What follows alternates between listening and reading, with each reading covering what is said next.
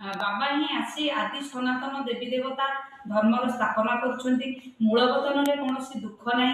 बाबा कहउछंती तुमरो गोटे कथारे ही कल्याण रहिछि भव। मने मने भव होला, मने मने बाबा को याद करो, ताकू मन मना भव कहउछंती। बाबा बास बाबा संतान हेले अर्थात संपत्ति मालिक हेले एहा तो बुझी बुझा पड़ुछि। अलग अर्थात आल्लाह को मने पकाइले सत्ययुगी दुनियार संपत्ति मिलिबो। एही पतित दुनियार विनाश मध्य निश्चित हेबो। अमरपुरी को जीवाकू हेबो। अमरनाथ तुम पार्वती मानक पई अमर अमर कथा सुनाउछंती। विभिन्न तीर्थ स्थान को केते मनुष्य जाइथांती। अमरनाथ को मध्य केते मनुष्य माने जाउछंती। सेठारे तो किछि भी नाही, सबु हेला ठकामी। टिकिए हेले भी सत्य नाही। गायन मध्य रहिछि मिछ माया छी छी काया। यार अर्थ बाहर करबा उचित। एठारे सबु मिछ अटे हैला। एठारे होछि सबु मिछ, या होछि छी छी दुनिया।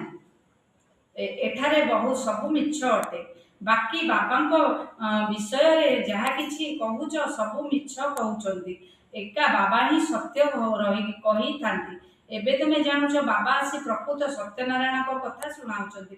कृत्रिम हीरामोती मध्य थाए ना। आजिकाली कृत्रिम बहुत आडंबर रही, सेगुड़िकर चमक सत्य ठारू मध्य भल देखा जाए। एई कृत्रिम पत्थर सबु भारतर पूर्वरु नथिला, परे विदेशरू आसी असली एवं नकली को एकाठी मिसाई देउछन। जना पड़े ना पुणी एही जिनिस सब मध्य बाहरी जहा साहाଯ୍ୟରେ परखी खाନ୍ତି।